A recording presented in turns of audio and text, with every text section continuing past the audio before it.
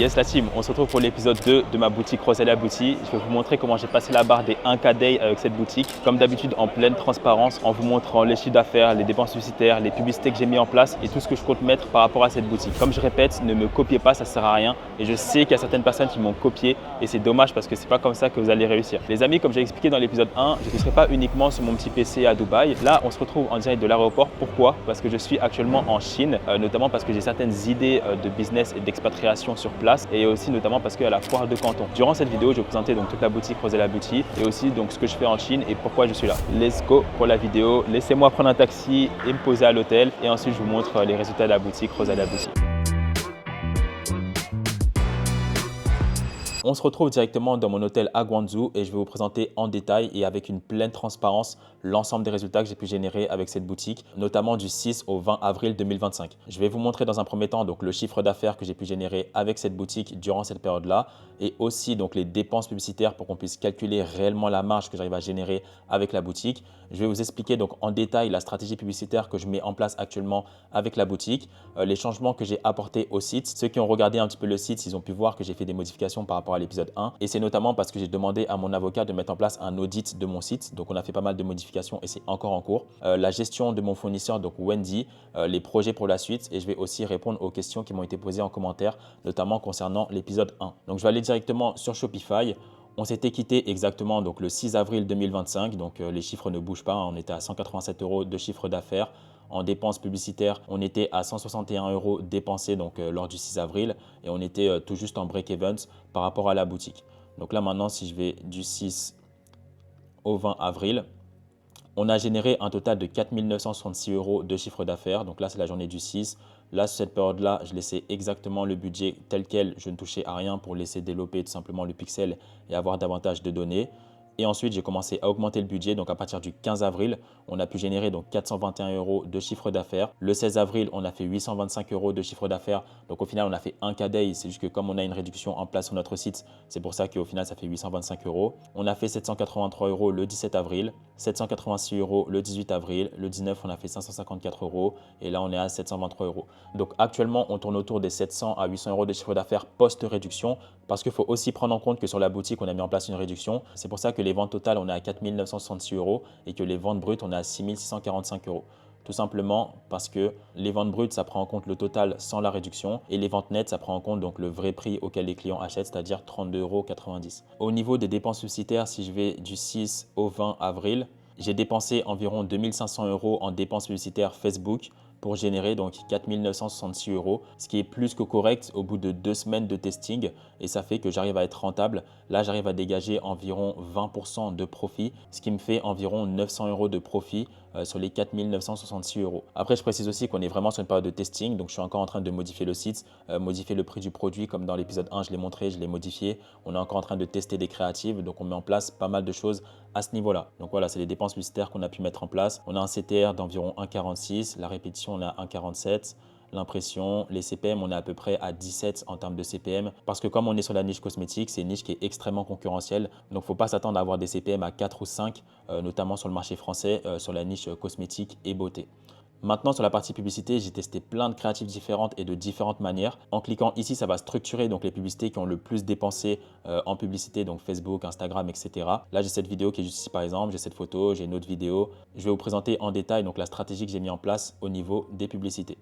Concernant ma stratégie publicitaire, donc ce que j'ai fait, c'est que dans un premier temps, au niveau du testing, donc j'ai repris les vidéos du concurrent aux US en modifiant la voix en français avec Eleven Lab. Donc ça, notamment, j'ai délégué avec Maxime de Ecom Creative. Il m'a mis en place des créatifs de qualité que j'ai montré notamment dans l'épisode 1. Donc le concurrent, c'est lui, donc c'est Prandest, juste ici. Donc ce qu'on a fait, c'est que j'ai scrollé au niveau de la bibliothèque publicitaire. C'est ce que je vous invite à faire aussi sur votre propre boutique. J'ai repris toutes les vidéos qui étaient actives de la part de ce concurrent et j'ai demandé à Maxime de me mettre en place un montage en mettant du texte en français et en modifiant donc la voix via Eleven Lab. Donc ça, c'est les premières créatives que j'ai lancées avec la boutique. J'ai testé ce masque devenu viral. J'ai compris pourquoi. En 15 minutes, ma peau est devenue lisse et lumineuse. Le masque colle bien et ne glisse pas du visage. Après quelques jours, mes rougeurs ont disparu. Même ma peau sensible l'a adopté sans aucune réaction. Je l'utilise 2 fois par semaine pour un teint éclatant. Sans parfum, sans produits chimiques, juste de l'efficacité. Donc ça, c'est les 3 premières vidéos publicitaires que j'ai testées et c'est notamment les résultats que j'ai présentés sur le premier épisode. Ensuite, j'ai décidé de prendre contact avec une créatrice UGC, notamment ceux qui me suivent sur Instagram. J'avais mis une story, j'avais dit que je recherchais voilà, une 8 sur 10 pour me réaliser mes vidéos publicitaires. Cette 8 sur 10, bien évidemment, c'est une blague. Donc cette créatrice UGC, on a pu pas mal échanger et discuter donc, sur ce que je voulais en termes de créative. À nouveau, ce que j'ai fait, c'est que j'ai repris exactement donc, les mêmes créatifs que le concurrent. Je lui ai envoyé afin qu'elle puisse s'inspirer et qu'elle puisse faire ça tout simplement à sa sauce. Donc c'est pour ça que je reviens au niveau de la partie publicité. Je vais vous montrer un exemple de ce que j'ai pu lancer avec elle.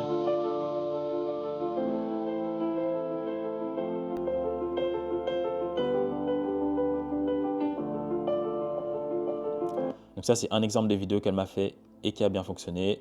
Je vais vous montrer un autre exemple. Ce soir, je prends soin de ma peau avec le masque collagène de la marque Rosalia Beauty. Une texture fraîche, une peau repulpée et un vrai moment de douceur. Ça, c'est la première séquence de vidéo qu'elle m'a faite. Donc là, vous voyez que c'est une voix off. Et d'ailleurs, c'est ce que je lui avais dit parce que voilà, quand on a commencé à bosser ensemble, j'étais aussi en période de rush. Donc je lui ai dit, voilà, reprends l'exemple des vidéos aux US. Elle m'a fait une voix off. Après, je lui ai expliqué que voilà, si elle me fait une voix off, autant que j'utilise Eleven Lab et voilà. Donc là, ce que je lui ai dit, c'est que tu vas me refaire d'autres créatives où tu dois parler en fait. Il faut que tu parles. Vu qu'elle est française sur le marché français, il faut qu'elle parle tout simplement. Donc là, je vais vous montrer les exemples de vidéos qu'elle m'a faites. Ces vidéos-là, je ne les ai pas encore lancées. Je vais les lancer là tout de suite, là, dès lors que je finis cette vidéo. Je lui ai demandé de me faire 4 vidéos avec différentes tenues. Donc je lui ai demandé en serviette, en maillot de bain, en pyjama et en débardeur. Ça fait aussi partie de la stratégie pour attirer l'attention. Là, je vais vous montrer l'exemple en bikini par exemple. Oh my god, mais regardez-moi cette peau hydratée. Elle est glowy. Oh, c'est le masque au collagène de la marque Rosalia. Laissez-moi vous montrer comment est-ce qu'on l'applique. On met la partie basse. Après, vous avez la partie haute que vous mettez sur le haut de la tête et vous allez voir, au bout de 2-3 heures, il est déjà complètement transparent. C'est incroyable. Puis le avant-après, je vous en parle même pas. Et voilà, l'effet miroir. Ok, deuxième exemple.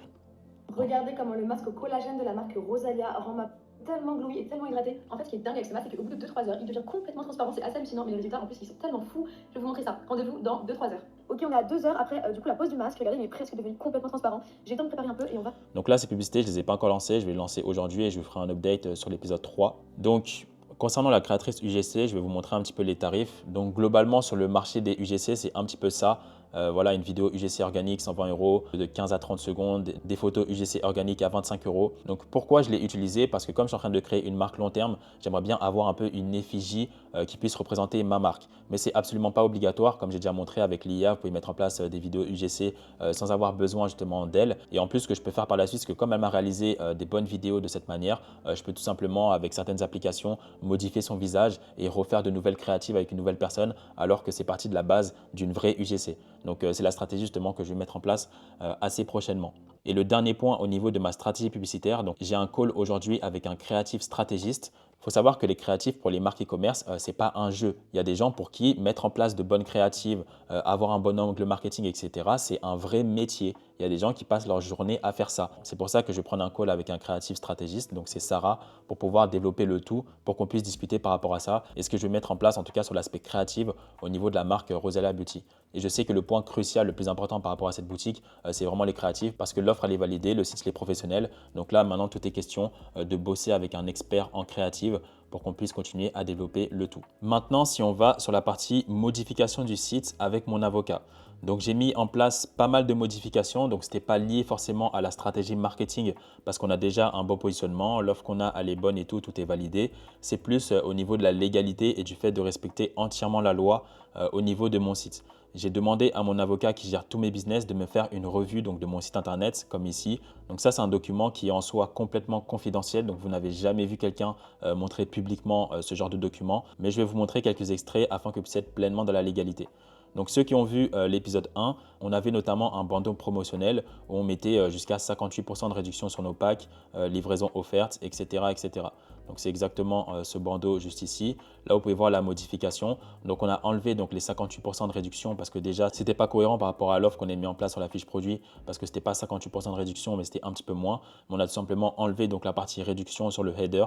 On a tout simplement laissé donc, la partie livraison offerte sur le site. Donc ça, c'est l'une des modifications qu'on a faites. Donc les recommandations de l'avocat, conserver uniquement la mention livraison offerte, indiquer que des prix de lancement sont pratiqués. Donc comme je viens tout juste de lancer la boutique, j'ai le droit de mettre en place un prix de lancement sans faire référence à un prix antérieur. Les 58% de réduction qu'on avait mis juste ici, si on voit les offres qu'on avait mis en place, ça faisait 23% et 45%. Donc là, c'était juste mon développeur qui avait mis en place 58% de réduction juste comme ça, mais au final, on aurait pu le laisser, mais mettre 45% ou 23%.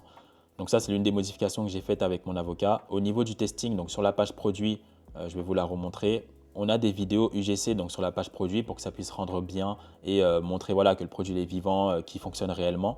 Donc ce qu'on avait fait au niveau du testing, comme on n'avait pas encore le produit, on avait repris donc directement des UGC qui venaient de d'autres marques. Donc ça aussi, mon avocat m'a fait la remarque. Donc ce qu'il disait, c'est que voilà, ça peut créer la confusion avec un autre bien ou service. Avoir recours dans ses communications à d'autres marques, bien évidemment, ce n'est pas légal. Et attribuer un produit des qualités qui concernent un autre produit, on ne peut pas le faire. Donc sur l'épisode 1, c'est les vidéos que j'avais donc qui concernaient une autre marque. Et donc là, sur l'épisode 2 que je vous montre, donc là, vous avez tout de suite reconnu. Donc c'est la UGC avec laquelle je travaille. J'ai tout simplement mis ces vidéos directement sur le site. Donc ça, c'est un autre exemple de modification qu'on a fait par rapport au site.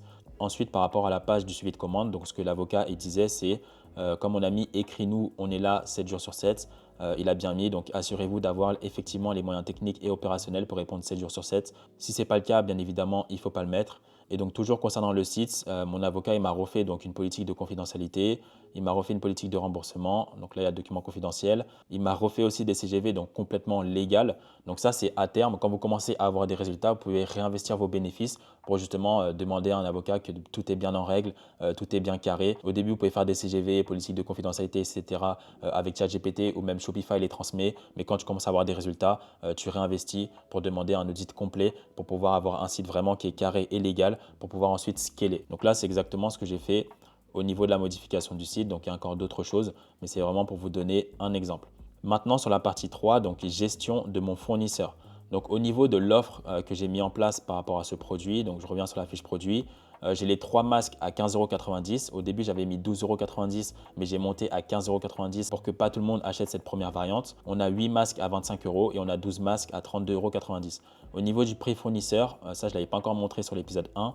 Donc, les 3 masques, ça me coûte 6,30 €. Les 6 masques, ça me coûte 9,40 € et les 9 masques, ça me coûte 12,60 €. Donc, pourquoi ces prix? Parce qu'il faut bien comprendre que quand vous avez un fournisseur, ce qui va coûter le plus cher, ce n'est pas forcément le produit en lui-même, mais c'est la livraison qui va coûter cher. Parce que dans la logique, s'il y en a 3 qui me coûtent 6 €, donc les 6, ça devrait me coûter 12 € et les 9, ça devrait me coûter 18 €. Mais ça ne me coûte pas ce prix-là parce que ce n'est pas un prix qui est linéaire, tout simplement parce que ce n'est pas le produit qui coûte cher, mais c'est la livraison. Et si au final, donc j'ai 9 masques à mettre directement dans un colis, ça ne va pas lui coûter plus cher en termes de transport. C'est pour ça que depuis le début que je fais de l'e-commerce, j'aime toujours un peu les produits comme ça, où j'en offre 3, 6, 9, notamment la marque de chaussettes de compression sur laquelle j'ai fait 5 millions d'euros de chiffre d'affaires. C'était déjà la stratégie marketing que j'avais adoptée parce que le client a tout simplement l'impression de faire une bonne affaire.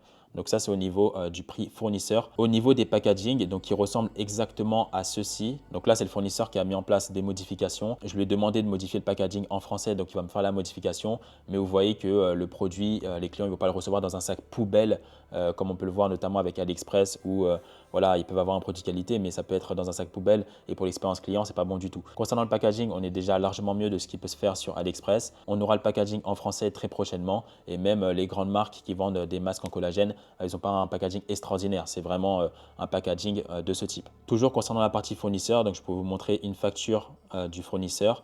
Il va me transmettre un tableau Excel. Donc là, je l'ai transformé en PDF pour que ce soit plus simple pour que vous le voyez. Le store, il est juste ici. Les commandes, elles sont là. L'item, c'est le masque en collagène. Et le marché, donc c'est sur le marché français, le marché FR. Ceux qui disent que le marché français est mort, c'est complètement faux. La preuve est là, juste ici.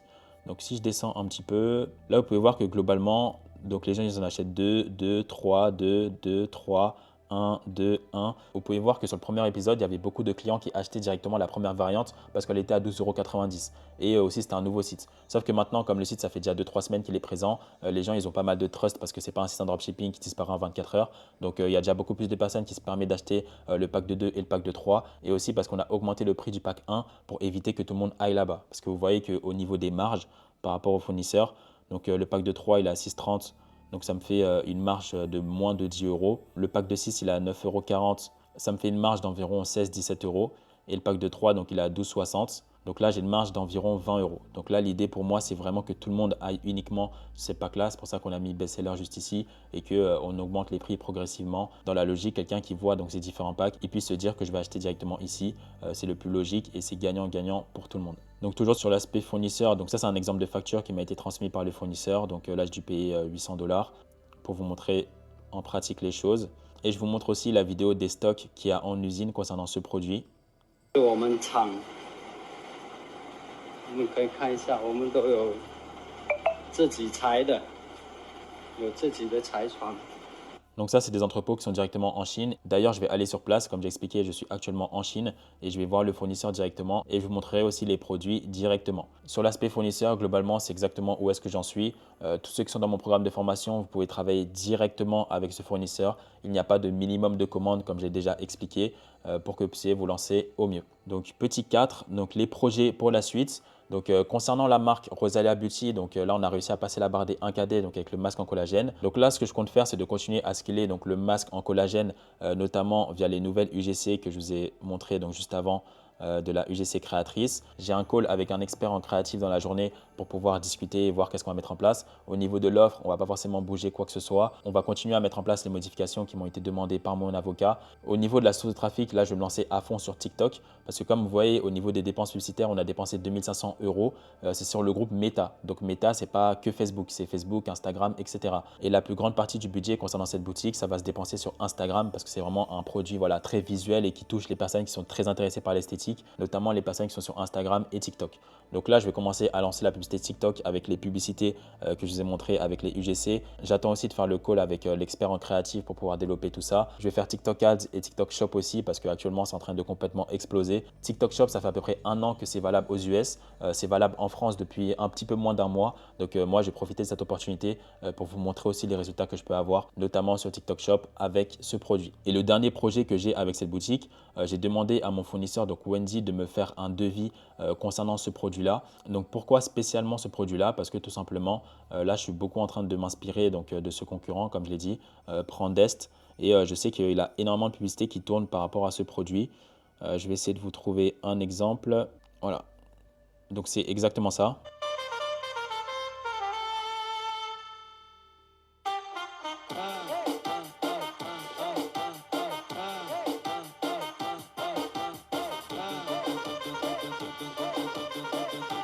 Donc c'est exactement ce produit. J'ai demandé à mon fournisseur de me faire un devis et je vais aussi tester ce produit-là pour voir qu'est-ce que ça va donner. Et pareil, dans l'épisode 3, je pourrais vous montrer un petit peu les résultats. Donc, globalement, concernant la marque, les choses se passent bien parce que je suis bien entouré. J'ai une bonne équipe, personne qui me crée la boutique, toute la partie créative parce que là, c'est vraiment le fond du problème concernant ce produit. Et mon avocat aussi qui me permet de gérer vraiment tous ces aspects-là.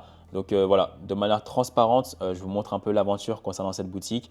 Chiffre d'affaires, dépenses publicitaires, les publicités mises en place, mon fournisseur, les projets pour la suite. Je ne peux pas être plus transparent. Et enfin, je voulais finaliser cette vidéo par répondre aux questions que j'avais eues notamment sur l'épisode 1. Donc je reviens dessus, je vais sur les commentaires les plus récents.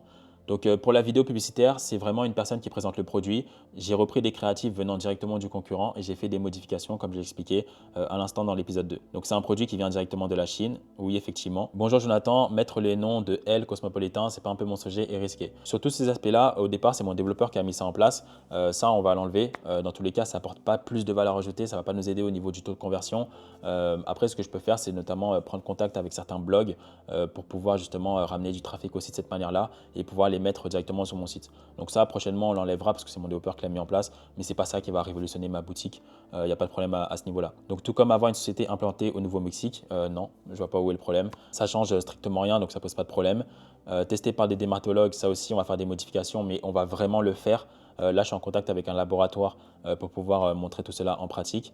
Deuxième point, tu dis c'est terminé de chercher des produits gagnants et 2 secondes plus tard, tu dis je cherche les produits gagnants sur Dropage, je ne comprends pas. Cet aspect-là, comme j'ai dit, c'est terminé de devoir se focaliser sur trouver un produit gagnant. C'est d'abord se concentrer sur une niche, d'accord? Donc, je vais tester par exemple la niche cosmétique, je vais tester d'abord la niche beauté, je vais tester la niche musculation, produits pour enfants, etc.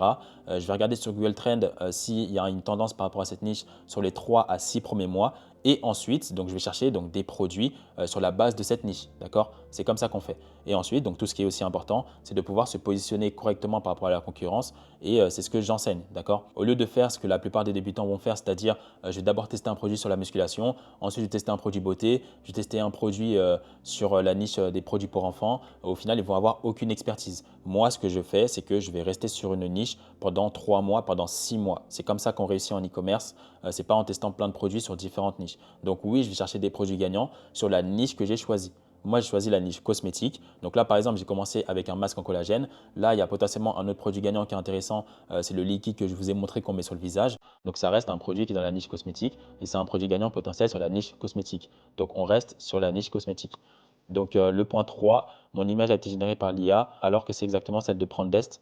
Tu parles de quelle image exactement? Parce que toutes les photos qui ont été réalisées sur la boutique Rosalia, c'est vraiment fait par l'IA de A à Z. Si je vais sur la boutique de Prandest, eux, ils ont ça en fiche produit. Ils ont ces images-là.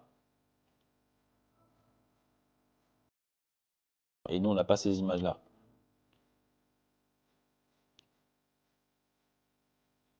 Donc voilà au niveau de la réponse aux questions. Donc c'est tout pour moi les amis. N'hésitez pas à liker cette vidéo parce que je ne peux pas faire plus transparent. La prochaine vidéo concernant la chaîne YouTube, ce ne sera pas la partie 3 parce que j'ai aussi d'autres vidéos à faire en e-com pour apporter un maximum de valeur. Mais n'hésitez pas justement à me poser l'ensemble des questions que vous avez et j'y répondrai aussi sur l'épisode 3 comme je viens de le faire à l'instant. C'était tout pour moi et on se dit à très vite pour la prochaine vidéo.